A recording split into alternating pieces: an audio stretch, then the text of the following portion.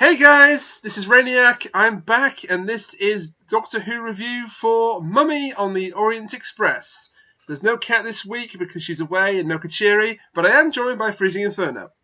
Sure you are. It's good to have you back. I mean, the captain's chair isn't the same without you. I mean, this is your show after all. I'm glad you feel that way. I'm still not 100%, you might be able to tell by my voice, but I feel perfectly okay to give this a go. At So least I yeah, wanted to carry this thing this time. Mum- Mummy on the Orient Express then. Ooh, this was a good one. Oh, this was a really good one. Yeah. What's amazing for me is that pretty much everyone liked it. Like I check a bunch of stuff.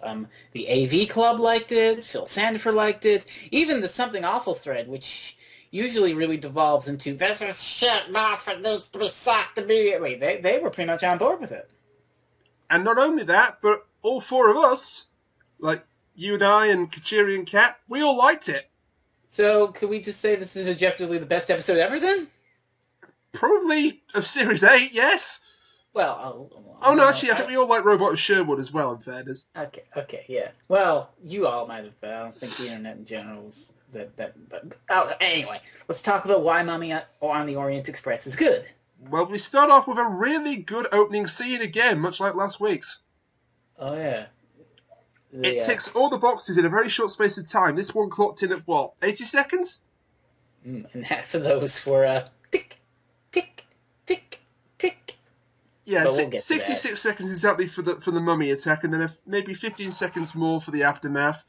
Kat loved this intro as well. She's left me some notes. Okay. She basically said that the intro gave some great insight into the mystery and our monster of the day, although she did wonder why anyone would want to LARP the 50s. Have you seen Grease? That's an entire movie about LARPing the 50s. True. She also got a Clue vibe from the whole thing. Oh, you mean Clue, 1985 Clue? The movie, not the board game. Yes. Yeah. Yeah. That's a good movie. I know that's one of your favorite movies. I wouldn't say it's one of my favourite movies, but I do enjoy it. It's a guilty pleasure. Okay. There's nothing guilty about it. Well, all right, but the costumes. She's basically saying the costumes, the whole period of detail was done quite well. Although, again, why would you want to roleplay the 50s? Better than role-playing the 80s.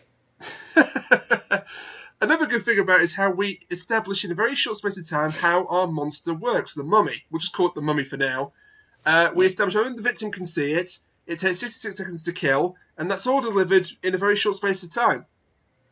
And very tense, too. I mean, I really love the extra amount of detail that as we count down the seconds, they actually put an on-screen timer that ticks down, and the music swells as the mummy gets closer and closer. That is some really goddamn good stuff. Yeah, Murray Gold, take another bow. I mean, you've taken a bow every time you've done music for Doctor Who, but take a bow for this one, certainly. If he keeps taking any more bows, it's going to break his back. He's going to get stuck that way. Jesus. Nice. Hurry.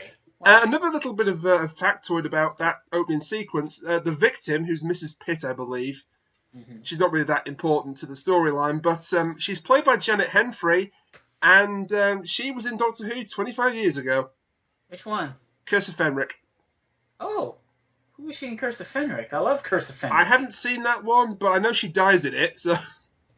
A lot of people die in Curse of Fenric. I was just telling you the other day, in fact, why have we not watched Curse of Fenric yet? Because Curse of Fenric is amazing. Well, we'll get around to it at some point. Oh, I know who she is. She's some sort of school mistress or boarding lady. Okay, I think I might have an idea who she was in that one. But anyway, it was nice to see her back again. Speaking of back again... Oh, are you referring to who I think you're referring to? Yeah, that's a pretty good segue, isn't it? Yeah. Yeah. So, oh my God, we forgot. Spoiler warning, there are spoilers in this episode. No, it's okay. To hell with the spoiler warning. I like your style. Okay. So, yeah. Jenna Coleman's back in this episode. Yeah, and they gave it away far too cheaply by putting her name in the credits. I just thought that they did that customarily. Like, even in episodes where there's the Doctor or Clara, like those Doctor Light episodes, they don't really do much. They're still in there. No, Closing Time didn't have Karen Gillan in it, although it had it in the end credits, I believe. Because they were trying to sell the illusion that she'd gone at least for a couple of episodes. The specials didn't have the companion who'd already left in them. True. Well, the specials were like right after, like a little while after, so they had to. Anyway, the point is she's back, which is a big surprise considering the end of Kill the Moon. And a big letdown considering the end of Kill the Moon. Well, yeah. I mean, I like how we're saying that it's a letdown. I mean, on the one hand, Jenna Coleman's a fine actress. On the other, I don't know. I've got mixed feelings about all this. I don't know if you want to get into any of what that sort of thing. Well, I'm happy that she was in it. Don't get me wrong, because I'm a Clara fan, I'm a Jenna Coleman fan, but I just felt that it cheapens the ending to Kill the Moon. Well, they do kind of go halfway with it by explicitly stating that it's been weeks since the whole explosive blow-up of Kill the Moon, and this is the last hurrah, and Clara has her thing about how she was really mad, she hated him, and she's calmed down, but still, for us, for the audience, we go from, just leave then, to one last hurrah. Yeah, and they really did push the one last hurrah thing a lot in the first 15 minutes. Which makes the ending a lot more jarring, by the way, but we'll get to that when we get to the ending. We're going to get there. Also, Jenna Coleman with short hair. Ooh. Yeah, she looked stunning in this episode, let's be honest. Ooh. And Kat loved the way she looked as well in the 50s get-up and the short hair, and she didn't expect to see her. I thought the Orient Express was like the 20s or the 30s, not the 50s. Well, there's still an Orient Express today. So really? It's sort of been going on for a long time, but if you're going on the classic sort of Agatha Christie's Poirot Orient Express, then yeah, 30s. You know what else? You know what else happened the last time Doctor Who did Agatha Christie, and I don't mean Unicorn and the Wasp. You don't? I mean Terror of the Vervoids. Oh. That is totally Agatha Christie. Yeah. It's also shit, but well, that kind of stands to reason, yes. Exactly. I feel this was better than Unicorn and the Wasp, by the way. I mean, not that I dislike Unicorn and the Wasp. It's okay to kind of dislike it. I've only seen it the once. All right. Well, anyway, moving on. We established that Clara is back for this adventure for the one last hurrah. Mm-hmm. And then we see one of our guest stars for the episode, Foxes. Oh my god. This. And when I say guest star, I'm being very, very kind to her because she was in it for all of a minute. Hey, she did a better job than Kylie Minogue. Well, she wasn't in it as much as Kylie Minogue. Yeah, but she still did a better job. All right, stop with the laughter. Here's the thing, though. They made a big deal out of her being in this episode, so I thought, well, maybe Clara's not going to be in it. He's going to pick up a temporary companion like Voyage of the Damned. Oh, here we go, Kylie Minogue again. Maybe it's going to be Foxes. Or maybe it's going to be Frank Skinner, who we'll talk about later on, and Foxes just does nothing. She shows up, she sings a jazzy rendition of Don't Stop Me Now. Which is quite good. And then she doesn't show up again for the entire episode. She did her job. She's not that well-known of a singer, though. I mean, I have no idea who she is. Yeah, well, over here, she's not really that much of a household name. In America, she's not known at all, despite the fact she's won a Grammy. She ain't no Kate Bush. She ain't no Kate Bush, that's for sure. But the version she did of the track, because I love Queen, and anybody that loves music should love Queen, by the way, and she did a good job, Don't Stop Me Now, and the BBC did release a full version of the track on YouTube, which I'm going to link, but while I said to hell with the spoiler warning earlier, this one I will give a spoiler warning. There are actually clips in it that haven't aired yet in the video. I did see one big thing that I kind of already knew because I accidentally Googled for pictures for my reviews and saw that. Well, just for the sake of keeping people unspoiled that don't want to be spoiled, just don't mention that. But yeah, I'll link it. Just tab the song up and just put the song up and go to another tab. Put the song up, then minimize the window, just listen to it. Alright, so we should stop talking about Foxes and start talking about the show. Well, that's what we were doing. Anyway, Capaldi is absolutely brilliant in this one. I did like the scene where Clara's just pouring her heart out, the whole I hated you, and he's just trying to talk about space or whatever. And I love the line, can I talk about planets now? Just, okay, yeah, are you done? Are you done with this? There is a long-running sort of criticism of this series that it's turned into Clara Who. Now, I don't personally agree with this. I can kind of see it. But I will agree that the companion, or Clara, has been getting more focus than she usually would. Which I'm okay with. This episode was definitely Capaldi's. Mm-hmm. I mean, well, that's mostly because Clara spends most of it locked in a cupboard. Yeah, they do kind of separate Clara and the Doctor. So while it's not technically a Doctor Light, it might as well be. I think they're going to bounce that out next week by having Clara take most of the action, which, well, I'll talk about that when we're ready to talk about Once next again, giving more credence to the Clara Who theory, which I didn't really want to do, but hey. It's Doctor-like companion. Like, you know? It's not the first time that the Doctor has been not overshadowed, but or upstaged, but equalled by his companion. Come on now. Donna. Yeah, turn left, anyone?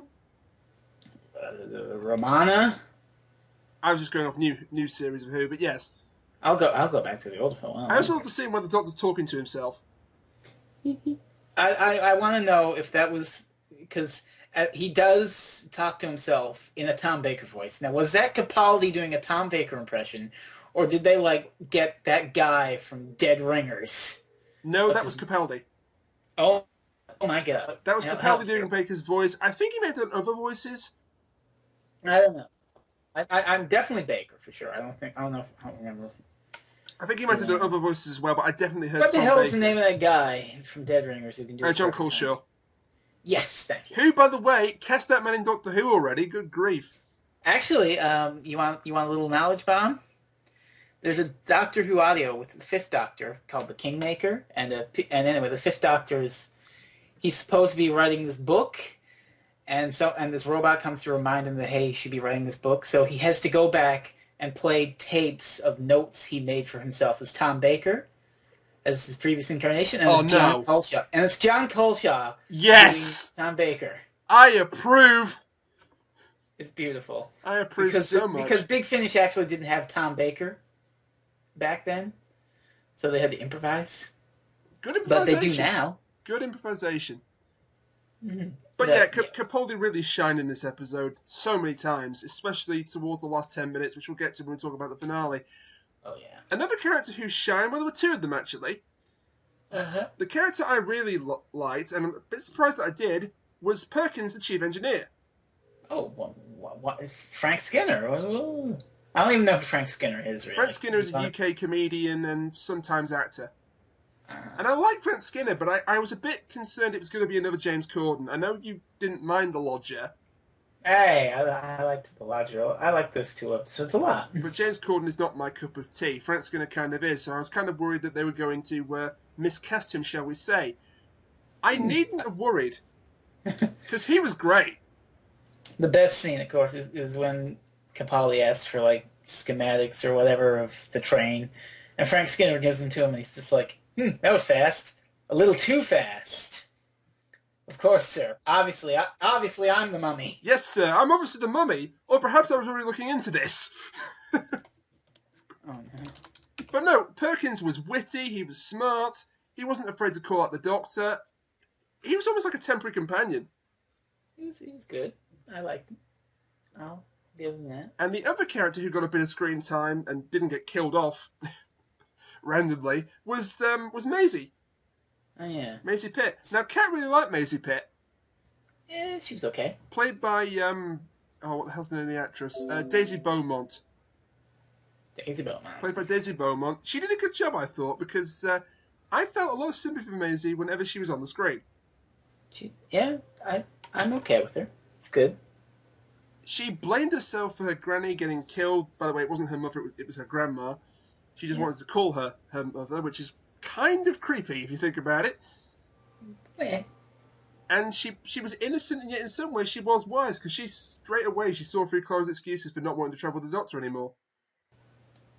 Yep. All this talk about you can't end a relationship with a slam door. Of course you can.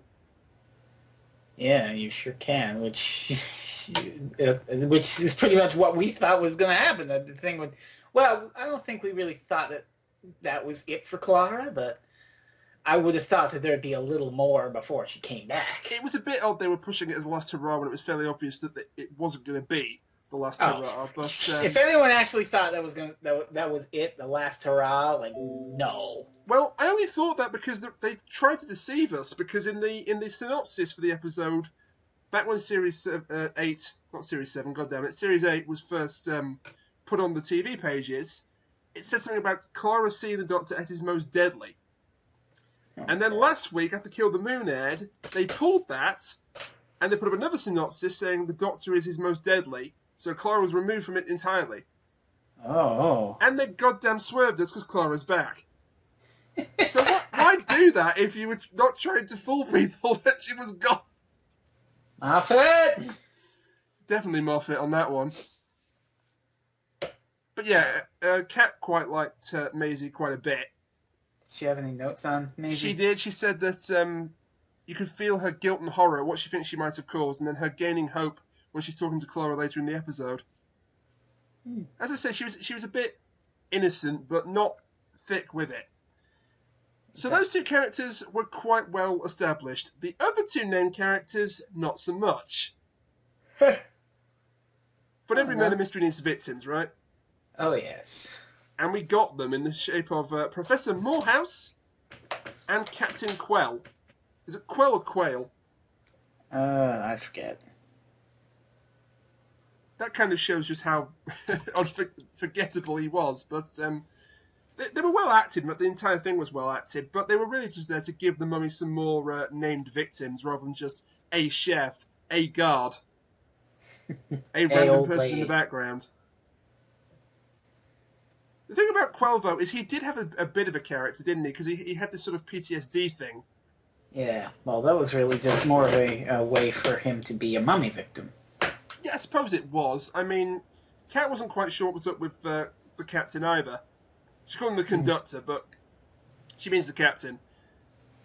Oh, there is that wonderful scene where the Doctor pulls out the psychic paper and says he's the captain's worst nightmare.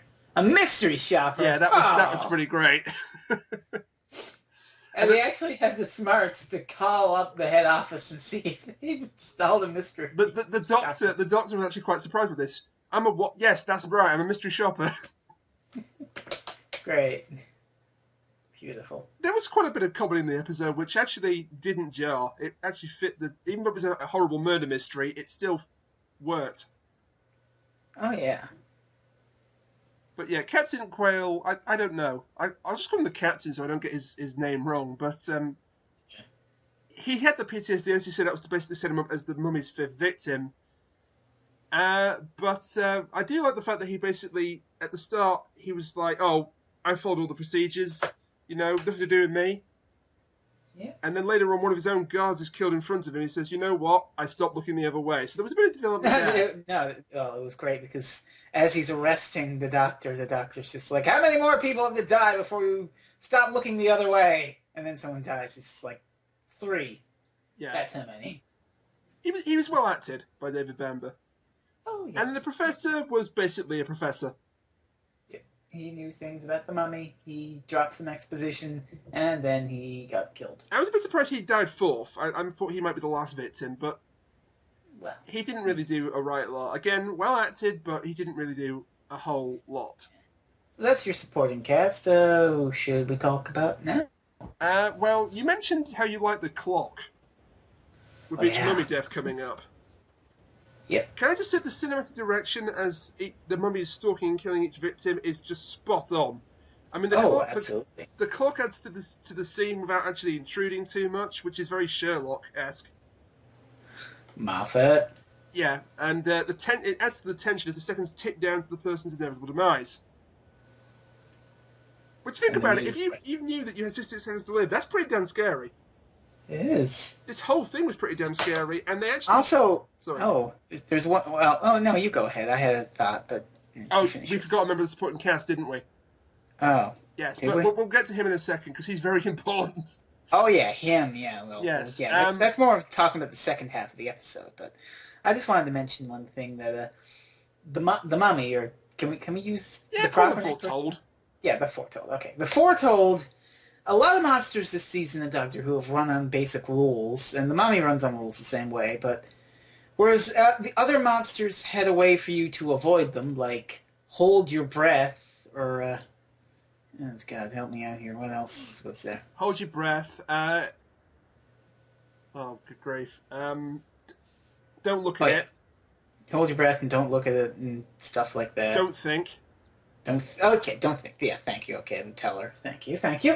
You get that. So with the Clockwork Men, with the whatever the hell it is, and listen with the teller, you always have this out that you can try and use, but it probably won't work and you'll die terribly. The Mummy doesn't have anything like that. It has exactly one way to avoid your death by it, and the entire episode is about figuring that way out. Yeah. So that's really interesting, I thought. I mean, that's a good example of a monster built on rules, actually. Yeah, it's built on rules, but at the same time, it doesn't really rely on the tension of, I need to do a thing to stop it, but I can't do this thing forever. Plus, you've alluded to it there, you have a monster that can actually be stopped. You can actually turn the thing off. It's just very difficult to do that. You had to figure it out. Because no one has ever figured it out. Because they have 60 seconds to live, and they're like, basically. And we see that with Professor Morehouse, of course, because he actually wastes his time just babbling, trying to bargain with it when you can't actually bargain with it. And that was another thing I liked about the mummy deaths, actually. I liked how they sort of built on top of each other. So each time the foretold shows up, we got a bit more information. That's the thing. So the first time it kills Mrs. Pitt, and we get the basic rules of the monster. The second time with the chef, you find out you can't run from it. The third time with the guard, bullets have no effect. Fourth time with the professor, you can't bargain with it. Can't bargain with it, and also the revelation is picking up the weakest first, which we'll get to later. And the final time with the captain, the technology is somehow involved. Yeah. And that's because, if I may just go off on a slight tangent, this story is in many ways a murder mystery. And I've watched quite a few stories of that genre and read stories of that genre, and it's very important that the characters find out what's going on at the same time as the audience. So well done there. So that's what the writer, who I should point out is a first timer, by the way, Jamie Matheson, did, and he did it really well. Okay, now we can talk about your favourite part of the episode, the second half. Oh yes, because well, we all know the Doctor Who episodes this season. Well, I guess this season it might be that they've done this before, and I'm only just now noticing it because we're being critical about it. But they establish their premise and whatnot in the first half, and you get an idea of it, and then for the second half they just twist that right the hell around. They really do. So you think it's like Deep Breath did that because, well, Deep Breath was 2 episodes in one, as Kuchiri sort of hypothesized. But, yeah, I think he was right too. But yeah. So we get a revelation that the Orient Express is actually some sort of weird, crazy lab, and there's a bunch of experts on there whose purpose for being on there is to figure out what the hell the foretold is. Yeah, and can I just say that I love that explanation, by the way. Sometimes Doctor Who offers explanations that are a little unsatisfactory. This one I liked. Mm-hmm. And the person in charge of this experiment is the train's AI, called Gus. Played by John Sessions, or voiced by John Sessions, sorry. Not voiced by the Stanley Parable guy from Time Heist. That's what they should have done. No, shut your mouth. John Sessions was fine as Gus. Oh, he was fine, but I just like the idea of a Stanley Parable narrator doing that sort of thing. And Gus is pretty an amoral AI, you know. It's basically sort of like a whole portal thing with GLaDOS or whatever. Well, not as quite as mental. Can't describe him best. He's an evil Jarvis. Yeah, in many ways, Gus is actually the sole villain of the episode, because I personally don't believe the Foretold is a villain for reasons that we'll get into in the finale. But Gus, he's not just immoral, he's downright evil. Oh, there's that one scene which is, while effective, is really one of the few nitpicks I had. Cat had so much trouble with this. So I don't usually nitpick these episodes. I just go in and have a good time and really just relax. But this kind of bugged me because it doesn't really make that much... Well, I don't really want to say it doesn't make that much sense, but at the same time, it kind of doesn't. So the doctor's on the phone with Clara on the cell phone. She's locked in the cupboard, and she's there with the foretold sarcophagus, and she's got like all this clue stuff and whatnot. Just, stuff about the foretold and victims and yada, yada, yada. You know what I mean, right? I know exactly what you mean. Yeah. So he's on the phone talking to her about all this stuff, and all the while Gus is saying, please terminate your call and get back to work, please, or whatever. And the doctor just flat out ignores him. He keeps talking. And to set an example, Gus decompresses the kitchen and vents all the cooks out into space. He kills them because the doctor wouldn't terminate a phone call. Now, okay, on the one hand, I see what they're trying to do. They're trying to say, oh, don't mess with Gus. You've got to get back to work and really crack on figuring out the foretold or he'll kill you all. So I understand the tone here, but the problem I have with it is that the doctor wasn't Snapchatting River Song or whatever, dicking around. He was actually talking to Clara about the foretold, learning things, getting clues that could help him figure it out. There's even more problem with it, though, isn't there, from a plot hole point of view, because we are led to believe that Gus, the evil train AI, whatever you want to call him, has control over the whole train. Mm-hmm. So he can see what's going on in the whole train, yes? Okay. He couldn't see into the room with the sarcophagus, Maisie and Clara? What good would that have done? Well, he could find out then that she was working, and then he wouldn't have jettisoned the chefs. That's true, I suppose. And also, he couldn't have just, I don't know, listened into the phone conversation, because it happens again later on, and nothing bad happens. Yeah, maybe that time, I think Capaldi might have said to Gus, yeah, okay, I'm talking about the foretold now, don't go venting nobody. Okay. Whatever. That one I can twist it like that. I'll grant you that, because that was actually to get Maisie to come into the main part of the train to observe the foretold killing her. And he said even the computer agrees that's what's going to happen. So, okay, maybe that was sanctioned by Gus. That second time, yeah, we'll give it that. Maybe that was sanctioned by Gus, but yeah, the scene where he jettisons the chefs into outer space kind of stuck in my craw a bit. It really stuck in Kat's craw, which you'd expect because she's a baker. Oh my god. So anytime there's like a chef gets killed in something, she sympathises because she's a baker. It's in her notes, by the way. It's not just me outing her as a baker. She put it in her notes. Hey, if she can help me as a writer,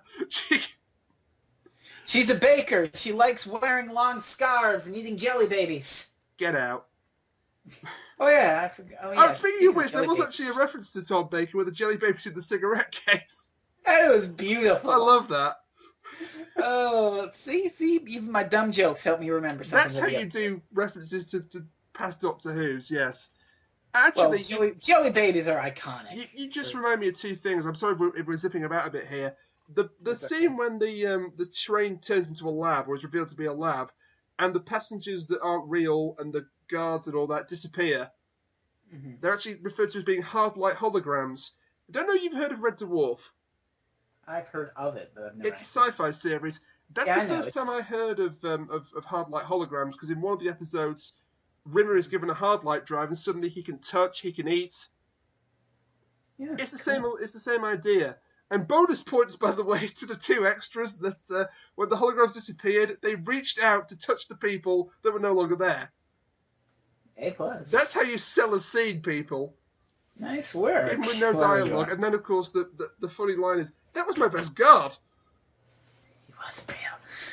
And he never really existed, so that's kind of upsetting for the captain. So I think we can get to the end game now of the last 15 minutes. We were talking about Maisie, how the doctor tells Clara, get her here because she's next, lie or whatever. And she goes and does it.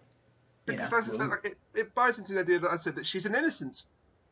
Oh no, the doctor's making his companions do bad things. It's everything Davros was screaming about at the end of Journey's End again. I would love it if that were the reason he was doing it. Unfortunately, it's nothing to do with that, is it?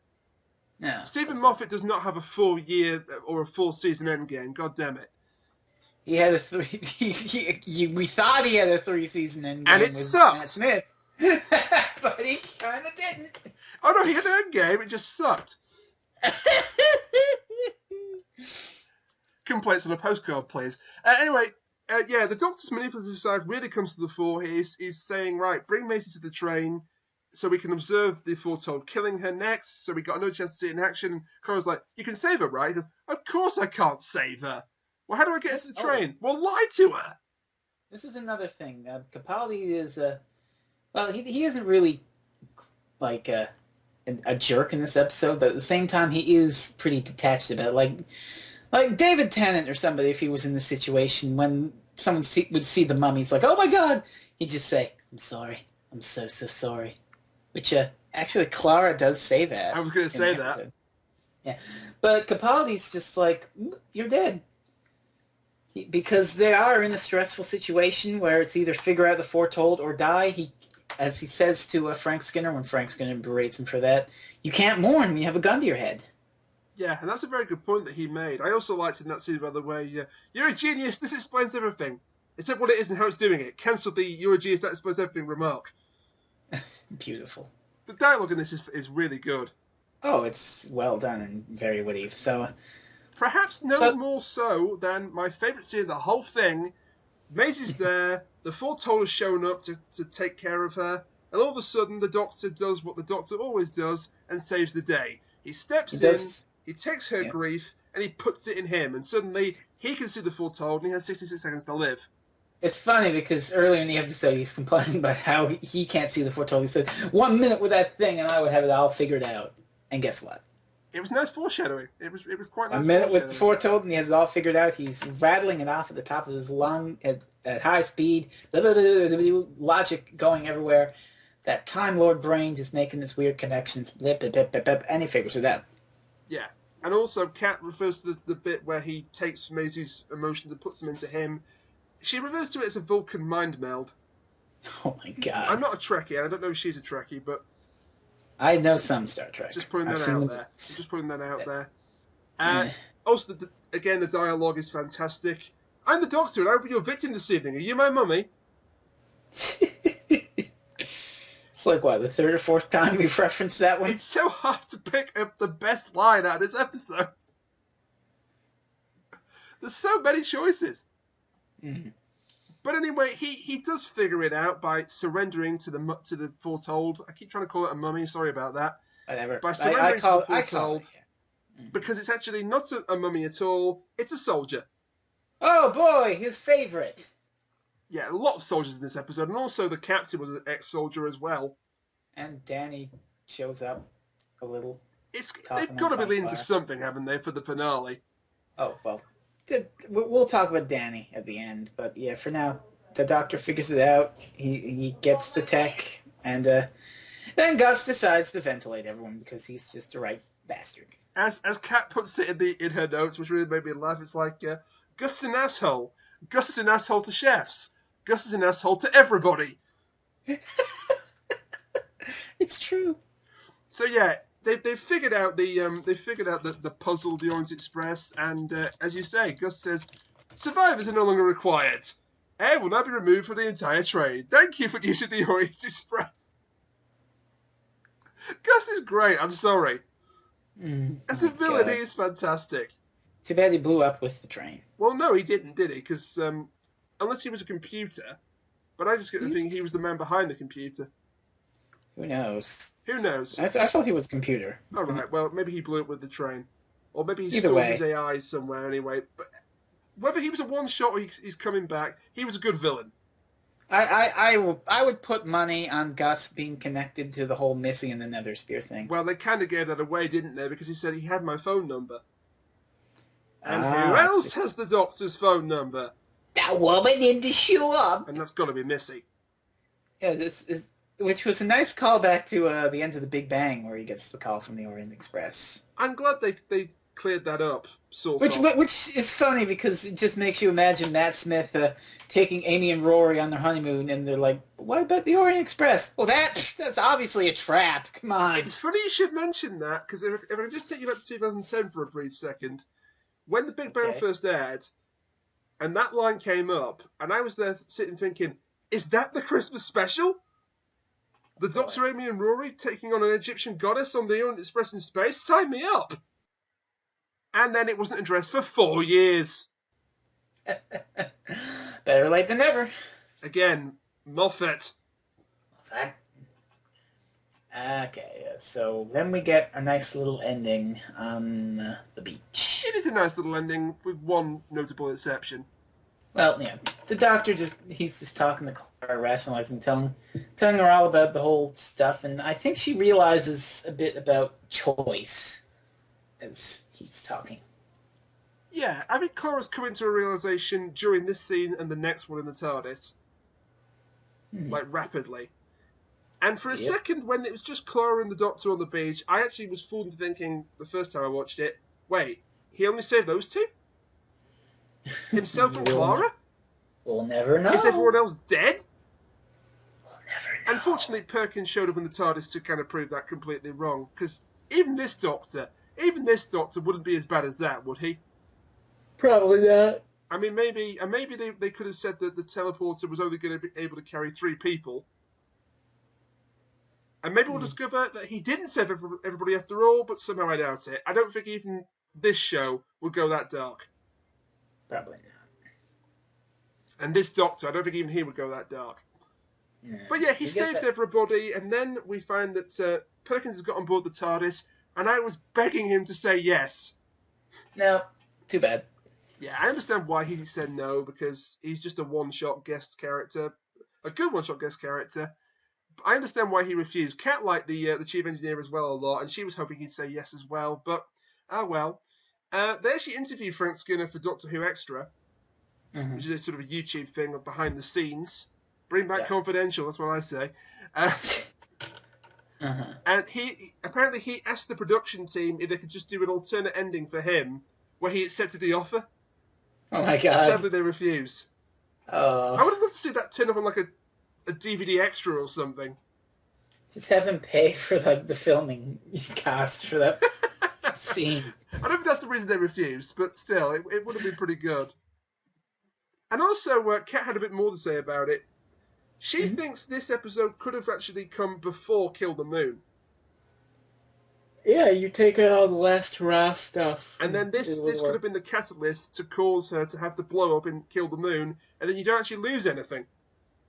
There you go. And then we can still have Flatline with Clara going off without the Doctor, do her own thing, and then coming back with the Doctor, realising she needs him, and nothing would have been lost. But oh well, this is the way they've chosen to do it, so this is the way we have to look at it, unfortunately. Oh well. Also, she says, why does the Doctor just allow Clara to sleep outside on a cold, wet, hard-looking rock? Jesus. The TARDIS is right there. Oh my god. Get a chair or a bed or something. Jesus Christ.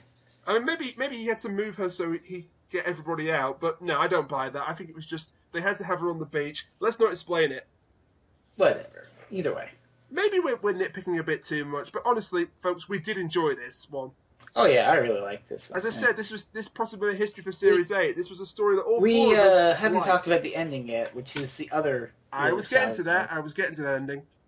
Go ahead. Okay, so Perkins refuses the trip in the TARDIS and goes off to do his own thing, unfortunately. Clara gets a phone call from Danny, which you don't actually hear all of. But you think, right, Clara's going to go off, and then we're going to maybe get her back in an episode or two's time. And then we have a complete 180. Yep. A complete U-turn. Which is interesting because right before that, with the subtlety of a hammer to the head, she's asking the Doctor about him giving up the whole time travel thing. Why don't you just do that? And then there was talk about it being an addiction. And then Clara's just like, does her little flip-flop, hey, I'm coming with you. And it's, well, while that... I'm trying to organize my thoughts here. The flip-flop isn't what bothers me so much as the fact is that apparently she appears to be lying to Danny about it. Yeah, that's not going to end well, is it, when he finds out? Oh, no. There are going to be consequences for this. They have been teasing tragedy for a long time now. And I think the talk of addiction makes it even more laying it on with a trowel because... There you go. What do you mean?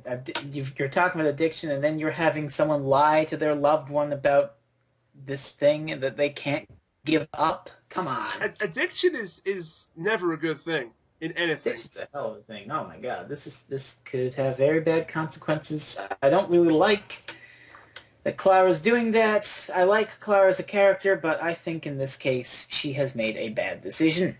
And I do hope that she's truthful to Danny. I do hope that she's truthful to Danny in the next episode or so. And that it isn't just, oh, no, I'm not traveling with the doctor. No, no, no, no. You've been traveling with the doctor. Well, technically, he wouldn't have to know about it if they did it right, but you know the doctor's going to mess it up. Oh, yeah. You just know. If Clara is lying about it, eventually is going to mess up. That's just the basic law of storytelling. Eventually, Danny will find out to create drama and something for him to get angry about. Did you use air quotes around drama? No. It sounded like you did. You can pretend that I did if you like. No, it's okay. So other than that, great episode. Other than that, a really enjoyable episode. As I've said, we all liked it. Any more parting thoughts? I like that Queen cover. Okay, fair enough. I'll give Kat's overall thoughts on it, because she wrote quite a bit. So she really loved the episode, despite the fact she made a few nitpicks in her notes. She liked the fact that the Doctor was actually clueless on what to do and had to beg for information from the Foretold's victims. And what you said earlier about the engineers, what he said to Perkins about not being able to mourn because you got a gun to your head. Also his anger at Gus, who she really liked. He's a homicidal Jarvis, but he's still a dick. And then she liked the various callbacks, like the Jelly Babies and Are You My Mummy? She loved the monster. We didn't talk about the monster enough, did we? It was a mummy. Yeah, it was a really good-looking mummy, though, visually. Oh, yeah. It looked scary as hell, and they couldn't actually put it in the trailer. I thought they did have it in the trailer. They had it in the trailer for the episode, but not for the series, and not, by the way, for the TV spot. Oh, because it was viewed to be too scary, and the airtime had to be pushed back as well because of it. Also, the foot. The mummy's foot really creeped me out.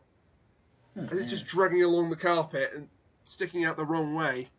Spooky, scary mummy. But yeah, and also she liked the fact it had a legitimate backstory, and the eventual truth also worked with it being a soldier. Although she wondered where the mummy originally came from and where he was sent to originally. And what you mentioned about the timer, she didn't think the timer was exactly necessary, but it was a nice aesthetic touch. Sorry, I'm trying to skim through her notes here. Yeah, you just. Chloe and the Doctor still work, despite the friction the last episode's caused. And you can very much see they do not want to stop travelling together. She wishes that Perkins had gone along because he's a fantastic character, but she can see why he refused. But on the whole, a fun episode filled with the right amount of tenseness, is that even a word, characterization, and less bullshit plot devices. And obviously this is all thanks in part to the fact that Moff Hat, and yes, I'm literally quoting here, didn't stick his greasy, tainted fingers in this pie. I want this director-writer duo along with Mark Gatiss forever. Kat, well said. Oh, she also wants Danny in the TARDIS at some point. Or in all caps. It wasn't to be for this episode, but I can understand why. And from my point of view, this was really enjoyable. I don't know if you can call it the out-and-out best episode of the series, but it's certainly up there for me. And for once, the writing and the performances of acting were on equal level. It was good. I had a couple nitpicks, but overall, I thought it was good. I didn't like the cop-out with why Clara's still traveling with the Doctor, but I get why they did it. So that was a very solid debut for the new writer, Jamie Matheson. Speaking of Jamie Matheson, see what I did there? Speaking of Jamie Matheson, next time we have Flatline. Boop. And he's writing it. Oh boy. And the trailer for this one, super weird. I don't know what to expect from this one. I really don't. We've got aliens that can manipulate dimensions, it looks like. We've got the Doctor trapped in a TARDIS with life support systems going into failure. And that's all I know from the one trailer. But it's the same writer, it's the director from Time Heist, so personally, I'm cautiously optimistic. I don't know about you. I'll see how it is, I guess. Quite frankly, apart from a couple of minor drawbacks, this has been a pretty terrific season in general, and I can't believe we're 2/3 of the way through it already. Man, it's flown by. But anyway, that'll do it for Mummy on the Orient Express. Join us next time when we talk about Flatline. Until then, stop doing that. Until then, bye for now. Boop.